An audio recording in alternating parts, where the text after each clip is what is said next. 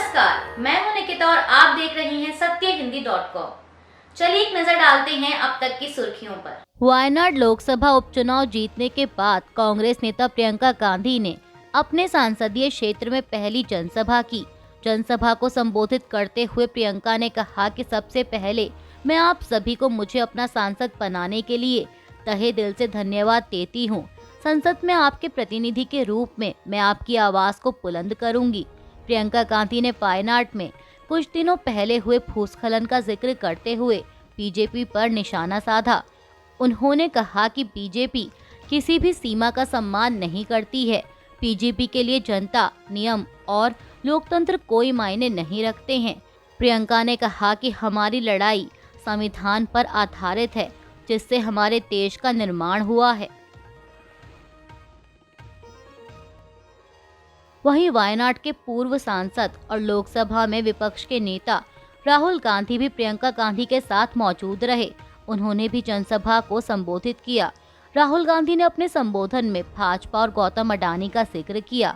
उन्होंने कहा कि लोकसभा में हम एक राजनीतिक विचारधारा से लड़ रहे हैं। हम भावनाओं, संवेदनाओं, स्नेह और प्रेम की बात करते हैं, जबकि वे घृणा, क्रोध, विभाजन और हिंसा को बढ़ावा देते हैं। हम लोगों की बात सुनने और विनम्रता के महत्व पर जोर देते हैं, जबकि वे अहंकारी व्यवहार करते हैं। कांग्रेस नेता ने कहा कि संविधान में कहा गया है कि सभी लोगों के साथ समान व्यवहार किया जाना चाहिए। हालांकि पीएम मोदी कहते हैं कि अडानी के साथ हर दूसरे भारतीय से अलग व्यवहार किया जाएगा। संभल में बाहरी लोगों के आने पर लगाए गए प्रतिबंध पर समाजवादी पार्टी प्रमुख अखिलेश यादव ने प्रतिक्रिया दी है। अखिलेश यादव ने एक्स पर एक पोस्ट में लिखा कि प्रतिबंध लगाना बीजेपी सरकार के शासन, प्रशासन और सरकारी प्रबंधन की नाकामी है। ऐसा प्रतिबंध अगर सरकार उन पर पहले ही लगा देती जिन्होंने दंगा फसाद करवाने का सपना देखा और उन्मादी नारे लगवाए, तो संभल में सौहार्द, शांति का वातावरण नहीं बिगड़ता। उन्होंने लिखा कि बीजेपी जैसे पूरी की पूरी कैबिनेट एक साथ बदल देते हैं, वैसे ही संभल में ऊपर से लेकर नीचे तक का पूरा प्रशासनिक मंडल निलंबित करके उन पर साजिश के तहत लापरवाही का आरोप लगाते हुए सच्ची कार्रवाई करके बर्खास्त भी करना चाहिए। साथ ही किसी की जान लेने का मुकदमा भी चलना चाहिए। समाचार एजेंसी एएनआई की एक रिपोर्ट के मुताबिक एनसीपी शरद पवार गुट के नेता जितेंद्र अवहार ने कहा कि हमारा कहना है रिकाउंटिंग होनी चाहिए, उसी मशीन का रिकाउंटिंग होना चाहिए, उसके डेटा सहित जो टेबल पर थी। उन्होंने कहा कि ऐसा बोला जा रहा है कि वह डेटा वाइप आउट कर दिया गया है और नया डेटा दिखाएंगे, तो ऐसे में तो कोई गलती दिखेगी ही नहीं। यह मजाक है क्या? यह सब चोरी छुपाने का काम इलेक्शन कमीशन ऑफ इंडिया कर रहा है। चुनाव आयोग ने महाराष्ट्र के चुनावी नतीजों को लेकर कांग्रेस के सवालों का जवाब दिया है। आपको बता दें कि कांग्रेस ने शुक्रवार को हुई वर्किंग कमेटी की मीटिंग में महाराष्ट्र चुनाव के नतीजों को लेकर वोटिंग के आंकड़ों पर सवाल खड़े किए थे। इस पर अब चुनाव आयोग ने कहा है कि वोटिंग के आंकड़ों में कोई भी गड़बड़ी नहीं है। चुनाव आयोग के अनुसार यह डेटा सभी उम्मीदवारों के पास उपलब्ध है और इसे सत्यापित भी किया जा सकता है। चुनाव आयोग ने अपने पत्र में कांग्रेस को मिलने का भी समय दिया है। पत्र के मुताबिक चुनाव आयोग ने कांग्रेस को 3 दिसंबर के दिन शाम को 5 बजे का समय दिया है। दिल्ली के ग्रेटर कैलाश इलाके में पदयात्रा के दौरान दिल्ली के पूर्व मुख्यमंत्री और आम आदमी पार्टी के राष्ट्रीय संयोजक अरविंद केजरीवाल पर एक व्यक्ति ने तरल पदार्थ फेंकने की कोशिश की, जिसके बाद उस व्यक्ति को उनके सुरक्षा कर्मचारियों ने पकड़ लिया। मामले पर प्रतिक्रिया देते हुए दिल्ली के मंत्री सौरभ भारद्वाज ने कहा कि भाजपा नेता सभी राज्यों में रैलियां करते हैं, उन पर कभी हमला नहीं होता। अरविंद केजरीवाल पर लगातार हमले हो रहे हैं। भाजपा ने नांगलोई में उन पर हमला किया, छतरपुर में उन पर हमला हुआ। दिल्ली में कानून व्यवस्था ध्वस्त हो गई है और केंद्र सरकार और गृह मंत्री कुछ नहीं कर रहे हैं।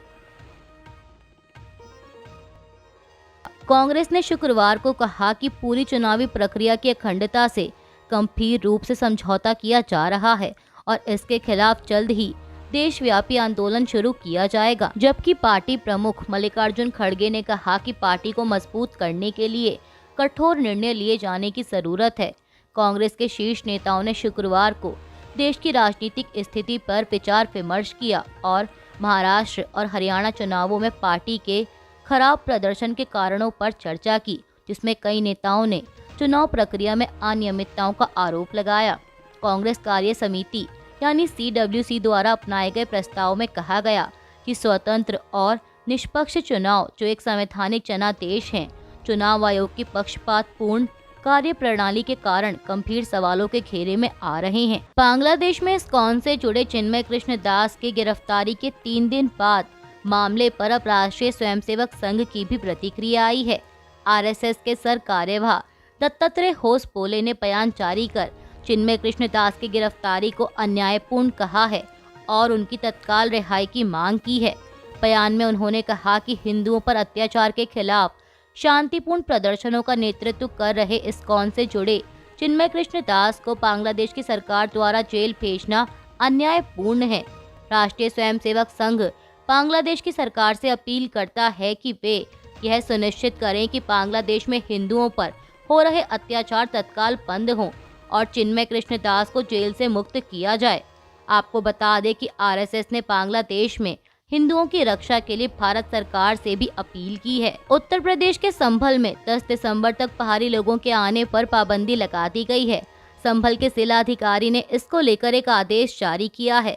आदेश में लिखा है कि कोई भी पहाड़ी व्यक्ति, अन्य सामाजिक संगठन अथवा जनप्रतिनिधि जनपद संभल की सीमा में 10 दिसंबर 2024 तक समक्ष अधिकारी की अनुमति के बिना प्रवेश नहीं करेगा। आपको बता दें कि प्रशासन ने यह पाबंदी ऐसे समय पर लगाई है जब विपक्षी दल समाजवादी पार्टी के प्रतिनिधि संभल जाने वाले थे। उत्तर प्रदेश के उप मुख्यमंत्री ब्रजेश पाठक ने कहा है कि समाजवादी पार्टी के लोग संभल को राजनीतिक पर्यटन समझ रहे हैं। उन्होंने कहा कि समाजवादी पार्टी के मुखिया अखिलेश यादव को अपने गिरेबान में झांककर देखना चाहिए। संभल की जो घटना है ये समाजवादी पार्टी के संरक्षित अपराधियों की देन है। जो संभल के अपराधी हैं वो सब समाजवादी हैं। अखिलेश यादव को प्रदेश की जनता से माफी मांगनी चाहिए। ब्रजेश पाठक ने आगे कहा कि हर स्थिति में हम संभल में कानून के राज को बनाए रखेंगे और समाजवादी पार्टी के जो सांसद और विधायक आपस में सिर फुटअव्वल कर रहे हैं, अखिलेश यादव को पहले अपनी पार्टी को संभालना चाहिए, फिर राजनीतिक बयानबाजी करनी चाहिए। उप मुख्यमंत्री ने कहा कि ये उसको राजनीतिक पर्यटन समझ रहे हैं। समाजवादी पार्टी ऐसी घटनाओं में राजनीतिक पर्यटन की दृष्टि से जाती है। आपको बता दें कि इससे पहले संभल के सांसद जियाउर रहमान बर्क ने कहा था कि उनके साथ समाजवादी पार्टी के सारे सांसद संभल जा रहे हैं। संभल के सांसद जियाउर रहमान बर्क ने कहा है कि उन्हें संभल जाने से रोक दिया गया है। उन्होंने कहा कि अफसोस है और हमें ऐसी उम्मीद नहीं थी कि हमें ऐसे रोका जाएगा, क्योंकि 3 दिन पहले जब हमारा प्रतिनिधि मंडल संभल जा रहा था, जिसमें मैं भी शामिल था, तब यूपी DGP की तरफ से कहा गया था कि अभी 3 दिन के लिए रोक लगा रहे हैं, इसलिए 3 दिन बाद जाएं। हमें माहौल खराब होने की आशंका है, जबकि ऐसी आशंका का कोई मतलब नहीं बनता था, लेकिन फिर भी हम बात मानते हुए 3 दिन रुके। आज अखिलेश यादव जी के निर्देश पर हमारा प्रतिनिधि मंडल जा रहा था। जिस तरह यह गलत तरीके से रोका गया है, मैं उसकी निंदा करता हूँ। हम लोगों के दुख दर्द में शामिल होना चाहते हैं। हम सही रिपोर्ट लेना चाहते हैं कि जो लोग इसमें शामिल हैं, जिन्होंने वहाँ पर माहौल खराब किया है, जो पुलिस प्रशासन के अधिकारी जिम्मेदार हैं, उसकी एक पूरी रिपोर्ट बनाकर अखिलेश यादव जी को सौंपना चाहते हैं, जिससे कि हम आगे की कार्रवाई कर सकें। कांग्रेस ने शनिवार को भारत की आर्थिक वृद्धि दर के 2 साल के निचले स्तर पर पहुंचने को लेकर सरकार पर हमला बोला है। कांग्रेस ने कहा कि देश की मध्यम और दीर्घकालिक आर्थिक संभावनाएं तेजी से खत्म हो रही हैं और पूछा कि करोड़ों श्रमिकों के वेतन में स्थिरता की कड़वी सच्चाई को कब तक नजरअंदाज किया जाता रहेगा। कांग्रेस महासचिव जयराम रमेश ने कहा कि जुलाई से सितंबर 2024 के लिए कल शाम जारी GDP वृद्धि के लिए आंकड़े अनुमान से कहीं अधिक खराब हैं, जिसमें भारत ने मात्र 5.4% की वृद्धि दर्ज की है और इसी तरह खपत में भी महज 6% की मामूली वृद्धि हुई है।